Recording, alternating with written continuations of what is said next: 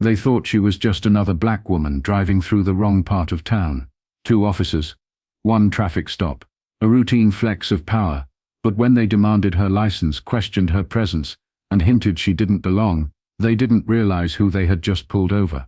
Not a suspect. Not a civilian. But the new chief of police. And by the time the truth came out, their careers and the department would never be the same. On a long day. The morning air was thin, still holding on to the last breath of night. Dew clung to the edges of grass, lining the 2-lane road as soft orange light broke over the hills. Kendra Hayes drove with both hands on the wheel, her posture upright, her face unreadable. A navy blazer hung neatly over a crisp white blouse, her badge tucked in the glove compartment, out of sight, but never far from reach. The sign on the roadside read, "Welcome to Cedar View, a town built on tradition." Kendra glanced at it briefly. She didn't need a welcome. She had read the reports, the town's past, the complaints never formally filed, but whispered between lines of testimony. She had seen the body cam footage that mysteriously lost audio halfway through. She wasn't stepping into a role. She was stepping into a fire. Her phone buzzed once in the passenger seat. A text from the mayor. "Good luck today. You've earned this." She didn't reply. Kendra had spent the last 20 years earning things people said she didn't deserve. She earned her stripes in precincts, where she had to work twice as hard to be taken half as seriously. She'd navigated politics, patrols, and public scorn without ever raising her voice. Her record spoke louder than anger ever could. The town came into view slowly. Brick storefronts, shuttered diners, American flags fading in the sun. A few early risers were out, walking dogs or picking up coffee from the only open cafe. She noticed how they looked at her car. Not long, just enough. Her grip tightened on the wheel. The cruiser she passed at the edge of town didn't move, but she felt its gaze. This wasn't going to be a first-day handshake and donuts kind of welcome. She pulled onto Maple Street, headed toward the station. 1 right turn, and she'd be there. A place with her name already etched on the office door, but not yet in their respect. A red light blinked yellow up ahead. Empty street. No cross traffic. She stopped anyway, because in Cedar View, the rules weren't just laws. They were expectations. Expectations that certain people would speak softer, stand smaller, move out of the way. But Kendra didn't shrink. Not then. Not ever. As the light turned green, she pressed gently on the gas and moved forward, into a town that didn't know her yet. Into a role that would demand all her grace and all her fire. Into a day that, unknown to her, would begin not with a salute, but with a stop. The morning had just begun to settle. A quiet kind of stillness hung over the road. No traffic, no rush, just the hum of tires on pavement, and the low rhythm of the radio, barely audible in Kendra's car. She was less than 10 minutes from the station, her thoughts already shifting to the agenda ahead. Policy reviews, department audit prep, her first all-staff briefing. A full day, one she had planned to the minute. Then came the flash. Blue, red, a sharp burst of color in her rearview mirror. Unmistakable, unwelcome. She blinked once, checked her speed, her signals. Nothing out of place, nothing illegal. Still the lights danced behind her like a warning shot. The siren chirped once, then again, longer this time. She eased the car to the shoulder. Old instincts clicked into place. Engine off, window down, hands on the wheel. This wasn't fear, it was muscle memory, the kind taught to some by parents, to others by lived experience. Stay calm, stay still, don't escalate. A cruiser door slammed, then another. 2 officers approached, shadows cutting across her driver's side mirror. White, mid-40s, square jaw, stern mouth. The first one walked with the calm confidence of someone used to getting the last word. The second was younger, eyes scanning everything. Her license plate, the back seat, her face, with suspicion he didn't bother to hide. No one said why she was stopped. The older officer leaned down. License and registration. Flat. Empty. Not even a good morning. Kendra reached slowly into the glove compartment. Her documents were already clipped together. Habit. She handed them over without a word. She felt the familiar ache in her chest. Not panic. Not anger. Just a heaviness. Like a memory knocking too early. The younger officer stepped closer. "Where you headed this early?" he asked, eyes narrowing. This neighborhood can be unpredictable. She looked at him, once, calm, direct. I'm on my way to work. He tilted his head, like that answer wasn't quite good enough. And what kind of work is that? The older officer said nothing, still flipping through her registration. The younger one smirked, hand resting near his holster, not threatening, just close enough to remind her of who he thought was in charge. For a moment, Kendra said nothing, let the question hang. She could have ended it there, dropped the title, flashed the badge, reversed the balance. But not yet, because this right here was the problem. And she needed to feel it again, so when she answered, it was with a calm so measured it cut. You'll find out soon enough. And with that she looked forward again, past them, past the cruiser, toward the department, toward the reckoning they never saw coming. The older officer held her license like it weighed more than it should. His eyes moved over it slowly, as if double-checking for something that didn't belong. The younger one lingered closer, restless, as if silence made him itch. So, Kendra Hayes, he said, drawing out her name like he was trying it on. You from around here? She didn't answer right away. She had learned the power of stillness, learned how quiet could speak louder than any retort, especially with men like this, who looked for reaction more than reason. I just moved to town, she replied evenly. He nodded, exaggerated. Ah, well, welcome. Cedar View's a little different than most places. Tight-knit, traditional. He smiled like it was a warning dressed as a welcome. She let the words pass, like smoke. The older officer cleared his throat, stepping slightly closer. What brings you out this way? It's early for a drive. I told your partner. I'm on my way to work. Right. The younger one jumped in. Just making sure. Gotta be careful out here. This stretch of roads had incidents. His tone carried something extra. Not quite a threat. Not quite concern. Just enough suggestion to imply she didn't belong. Kendra looked at him then. Not long. Just enough. You stopping every car headed to work this morning? She asked. Voice soft, untouched by emotion. He blinked. Looked away for a second too long. The older officer shifted. Uncomfortable. Just doing a routine check. You understand. But she didn't nod. Didn't make it easier for them. She simply kept her hands on the wheel. Gaze steady. That kind of quiet, unnerved people. Especially people used to control. The younger one tried again. You got family here. Friends. I mean if you're new. Kendra didn't answer. Not this time. Let him fill the space with his own assumptions. That was always the most revealing part. All right. The older officer muttered finally, handing back her license. Just, stay safe. She took the card without looking at him, slipped it back into her wallet, shifted the car into park, but didn't move an inch. There was a pause, one of those awkward dangling moments, when the person who thought they were in charge starts to realize they're not, but still doesn't know why. You have a good day now, the younger one said, forced cheer cracking through. Kendra offered a faint smile, the kind that held no warmth. Just precision. I intend to. And with that the silence pressed heavier than anything they had said, because something in her stillness told them this wasn't over. And deep down, they both knew, they hadn't just pulled over a woman on her way to work. They had pulled over the storm. The older officer took a step back, glanced toward the cruiser, then back at her. Something unspoken passed between him and the younger one. One of those silent exchanges that always seemed to precede bad decisions. We're gonna need you to step out of the vehicle, ma'am, he said, voice firm now. Not a request. A test. Kendra didn't move. She looked straight ahead, blinked once, then turned her gaze slowly toward him. Is there a legal reason for that? She asked, calmly. The younger officer spoke before the senior could answer. You're acting a little evasive. That can raise flags.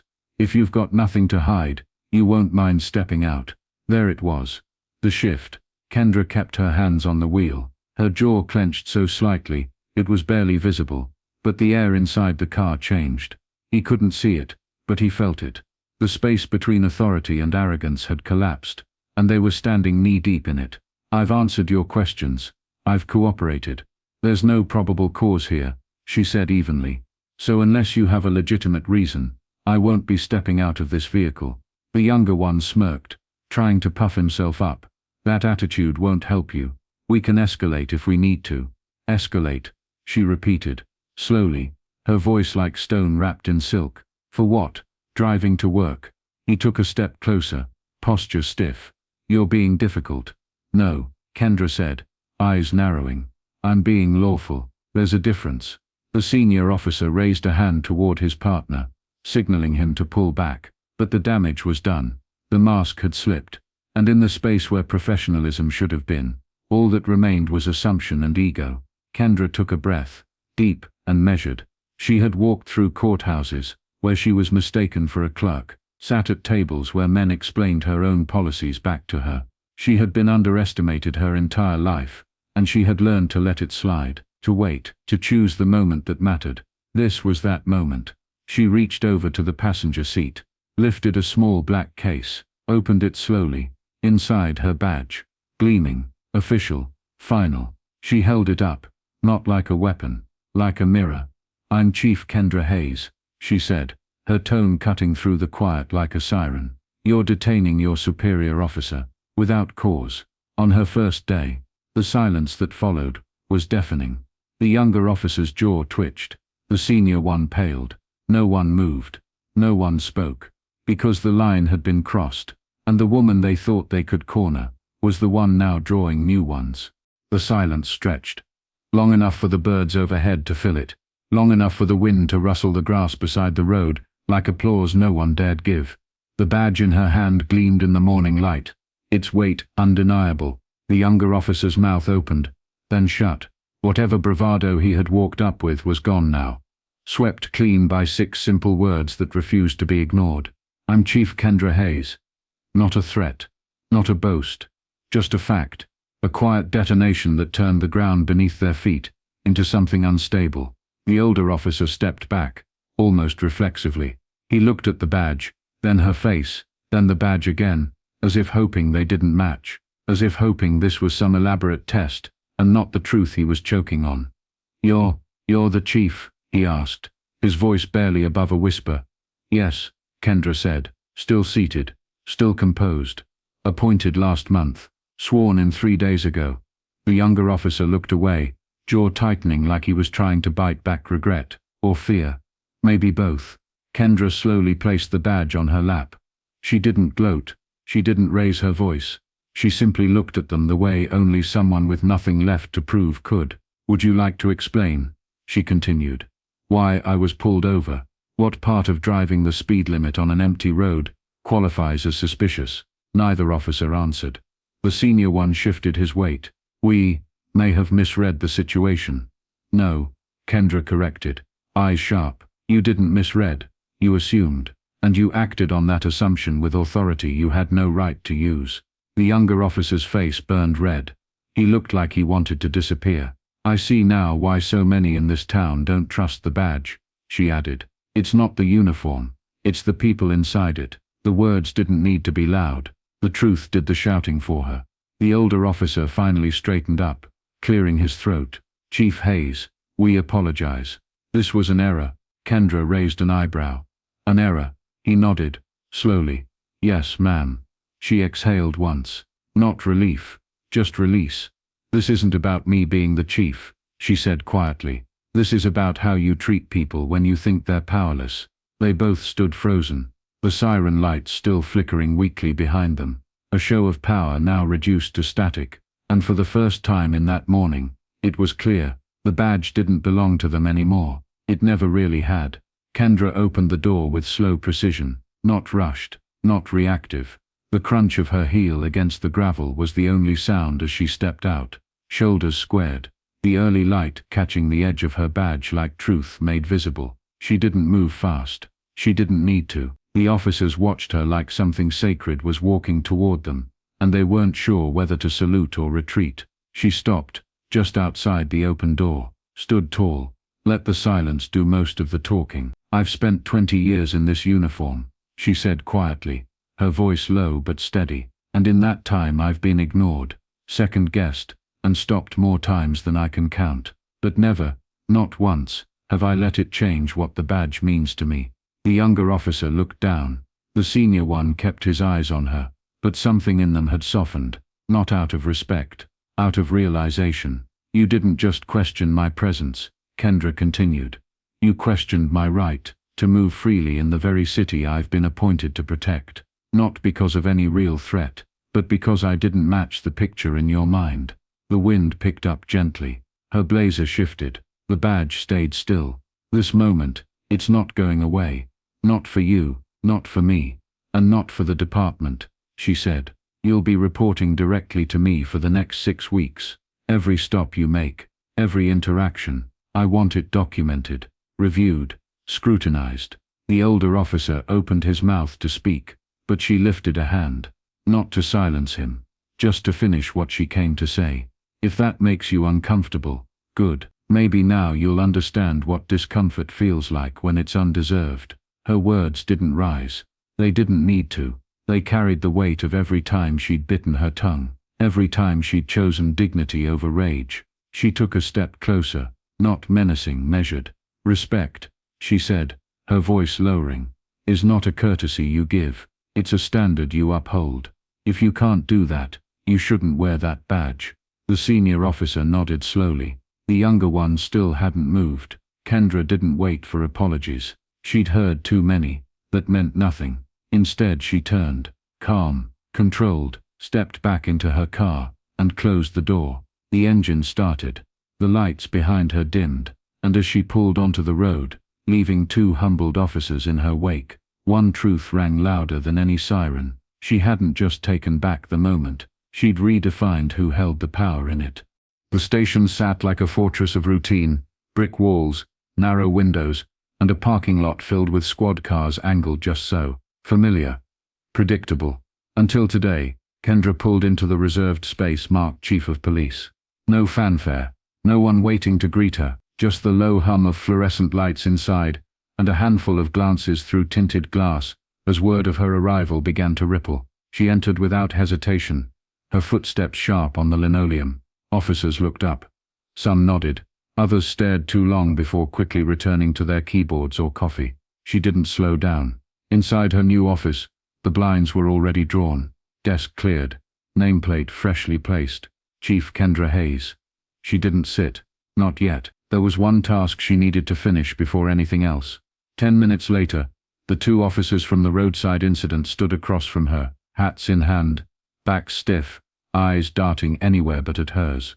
She remained behind the desk, calm, upright, letting the silence settle just enough to become uncomfortable. I've asked you both here because what happened this morning wasn't just inappropriate, she began. It was indicative of a deeper issue within this department. The senior officer opened his mouth. She raised a hand. This isn't a conversation, she continued. It's a directive. She walked around the desk, stopping a few feet from them. No podium, no rank to hide behind, just presence. Starting today for the next 6 weeks, every traffic stop you conduct will be logged, reviewed, and cross-referenced with community feedback, she said. You will report directly to me, personally. Their bodies stiffened. The younger officer swallowed hard. The senior one's jaw worked like he wanted to challenge it, but didn't have the standing anymore. I don't care how long you've been here, she said. Your habits don't make them right. Your badge doesn't shield you from accountability. That time is over. She let the words sink in, not shouted, not rushed, just honest. I'm not here to punish. I'm here to rebuild. But I won't do it with silence or with shadows. The younger officer finally spoke, his voice low. Yes, ma'am. Kendra nodded once. You're dismissed. And remember, this department doesn't belong to you. It belongs to the people we serve. They left without a word, the door closing softly behind them. She stood for a moment, staring out the small window in her office. The town stretched quietly beyond the glass, sunlight grazing rooftops, sidewalks being swept, a new day pretending it was just like the one before.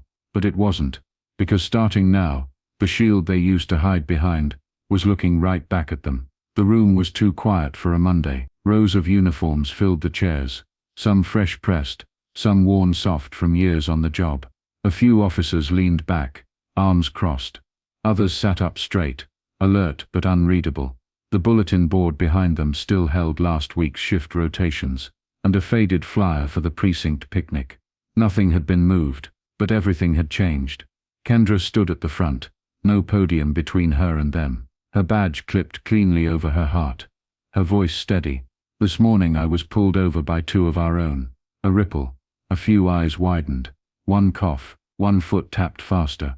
"I wasn't speeding. I wasn't swerving. I wasn't violating any traffic law." She paused. "I was driving while being new, while being unfamiliar, while being black." No one spoke. But the silence wasn't the same as respect.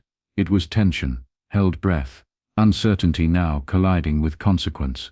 The officers who stopped me assumed I didn't belong. They made vague threats, pressed with unnecessary questions. They only stopped when I told them who I was. She scanned the room, took in every uniform, every pinned smile, every averted glance. This is not about bruised egos or embarrassment. This is about culture. A culture that lets certain officers believe they can act on instinct over evidence, assumption over law. No one shifted now. "I am not here to embarrass anyone," she said. "But I will not let silence protect broken patterns. What happened this morning isn't isolated. It's reflected in complaint reports, in community whispers, in the way people tense up when they see us coming." She stepped forward, just enough to make them feel it.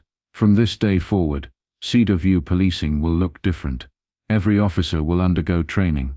Every stop will be logged, reviewed. Accountability is not a punishment. It's a promise." A hand went up near the back. Sergeant Langley, 20 years on the force. Respected. Resentful. Chief, with all due respect. If this was just a misunderstanding, Kendra cut in. Not with volume, with finality. It wasn't.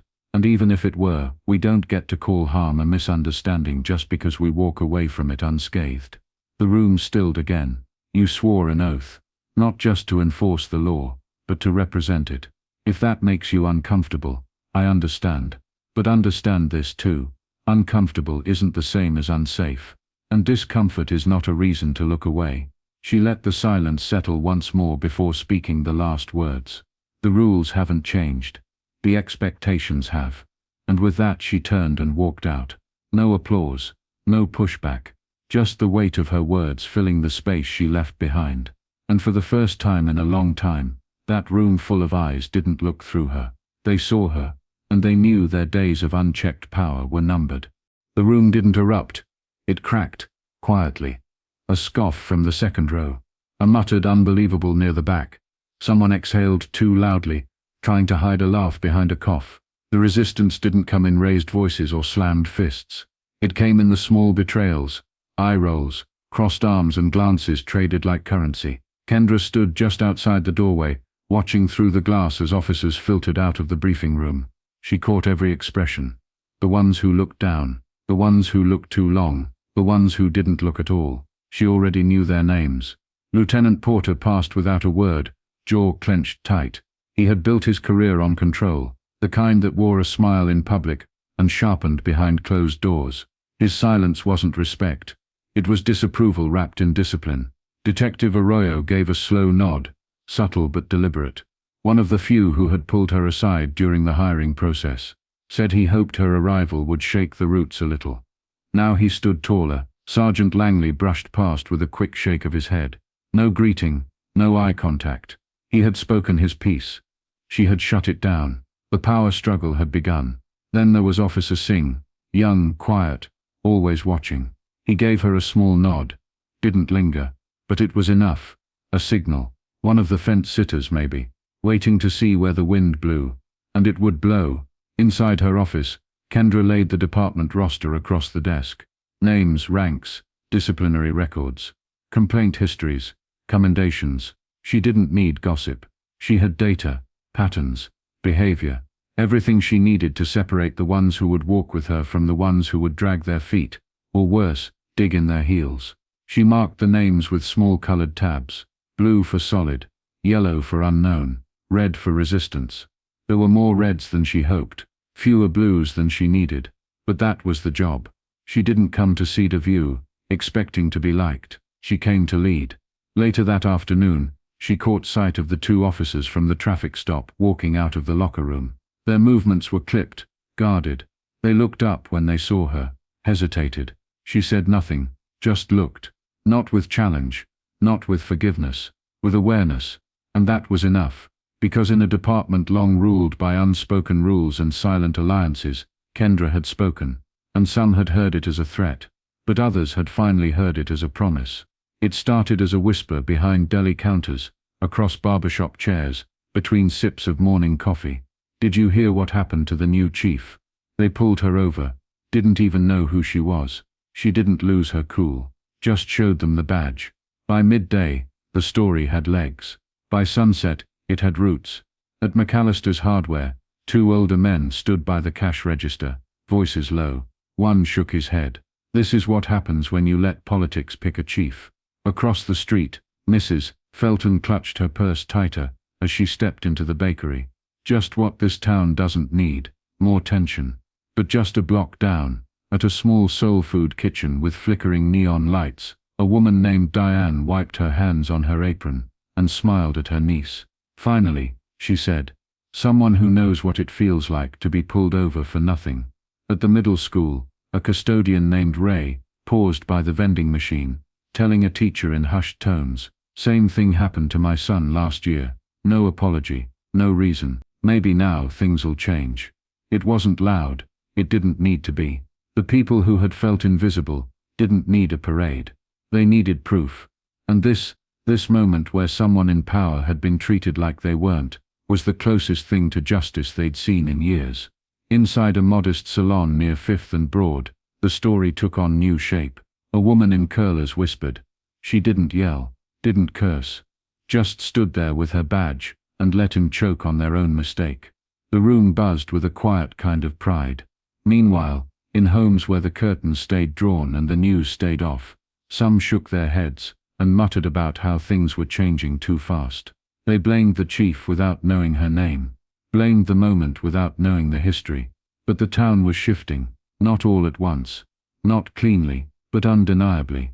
At a small church just outside the city line, Pastor Neil rewrote his Sunday sermon after hearing the news. "Cedar View has always asked the question, who belongs?" he said to a quiet congregation. "Maybe it's time we start answering it differently." In the silence between those who feared change and those who had prayed for it, something began to grow. Not defiance, not celebration, hope. The kind that sits quietly in the corners of a room, the kind that doesn't ask permission, the kind that arrives with the weight of truth, and a woman behind the wheel who never flinched. The first official report read like a script. Routine traffic stop, no incident, no misconduct. It was filed quietly, quickly, as if the weight of what happened could be buried beneath paperwork and a few polite lies. But Cedar View wasn't quiet anymore. By Tuesday, a reporter from the Daily Sentinel left a voicemail at the station. By Wednesday, a local podcast aired a segment titled, "Chief Pulled Over by Her Own Men." By Thursday morning, it had spread beyond county lines. The mayor called before sunrise. "Kendra," he said, voice tight with urgency, "this is blowing up. I need to know, do we have a problem?" She didn't hesitate. "Yes, and we've had one for a long time. It's just that now, you can't look away." There was a pause, not silence, just a delay long enough to suggest discomfort. She let him sit in it. By noon, Internal Affairs was parked outside the precinct in an unmarked SUV. By 2, every officer in the department received an official notice. All stops, all body cam footage, all patrol logs from the last 60 days were under review. Behind closed doors, the whispers turned to grumbles. Some blamed the press, others blamed her. A few tried to blame the stop on poor communication or misinterpretation, but the badge didn't misinterpret. It recognized its reflection. By Friday, Officer Camden, the younger one from the roadside, submitted a request for personal leave. By the following Monday, it became a resignation. No farewell, no badge-turning ceremony, just an empty locker and silence. The senior officer followed 2 days later. Early retirement, he called it. But everyone knew. Kendra didn't gloat. She didn't speak to the press. She let the facts speak louder than any headline. At the next department meeting, she didn't mention the resignations. She didn't need to. Instead, she addressed the entire room with the same calm steel that had become her signature. "Transparency isn't an attack," she said. "It's the bare minimum." Some nodded. Some stared straight ahead. But no one scoffed this time. No one dared.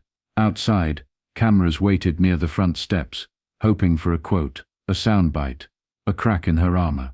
But all they got was the same woman who had driven into town alone, calm, composed and unshakable. She walked past them with her head high, not out of pride, but out of purpose. Because this wasn't just a fallout, it was a reckoning. And Cedar View was learning that justice doesn't knock first. Sometimes it drives itself in. Badge ready, seatbelt fastened, and silence sharp enough to leave a mark. The sky was overcast, soft with the weight of early spring. Clouds drifted slow and full above Cedar View as Kendra walked the familiar stretch of road, the same shoulder where her tires had once crunched under pressure, the same spot where silence had carried more threat than noise. But this time, she wasn't alone. A group of officers trailed behind her. Not in a formation, not by command, but by choice. Some wore patrol blues, others, plain clothes. Among them, a few of the old guard, eyes cautious but open, and a few new recruits, walking lighter than their boots allowed. Beside them, community members strolled in quiet clusters, teachers, small business owners, pastors, teens with earbuds in. Children skipped near the edge, waving small paper flags printed with the Cedar View emblem. Someone had handed Kendra one too. She held it gently but didn't wave it. She didn't need to. The walk had no speeches, no flyers, no television crews. Just footsteps over pavement, echoing with purpose. As they neared the curve where she'd been pulled over weeks ago, Kendra slowed. A few officers glanced her way, unsure whether to stop or keep moving. She didn't pause long, just enough to acknowledge the memory that hung in the air like a checkpoint, never fully cleared. She kept walking. A young girl on a porch called out, "Hi, Chief Hayes." Kendra smiled. "Hey there." The girl grinned, waving harder, like she'd just seen a superhero. Further up the block, Pastor Neil gave a respectful nod. A teacher from Eastbrook Elementary joined the walk mid-route, offering her a quiet thank you with no context needed. The work wasn't finished, not even close. Complaints still came in. Bias didn't vanish with policy change. And not every officer had bought in. But something had shifted, not just in procedures, but in posture. People had started looking each other in the eye again, listening a beat longer, asking different questions. Kendra didn't mistake visibility for victory. She knew better, knew how quickly systems could snap back into comfort. But she also knew how to stay rooted. As the walk wound back toward the station, a few officers peeled off to chat with residents. A teenager asked if he could apply for the department's new youth advisory board. 2 business owners shook her hand. One whispered, "We've been waiting for someone like you." Kendra didn't reply, just nodded once. Back at the station steps, she looked out at the street, this quiet strip of asphalt that had once tried to shrink her. It hadn't. She had outwalked it. And though justice didn't arrive all at once, it had started here, in a badge reclaimed, on a road remembered, with a woman who knew how to move forward without leaving the truth behind. If this story moved you, made you think, or reminded you of someone who's lived through a similar moment, don't let it end here. Share this video.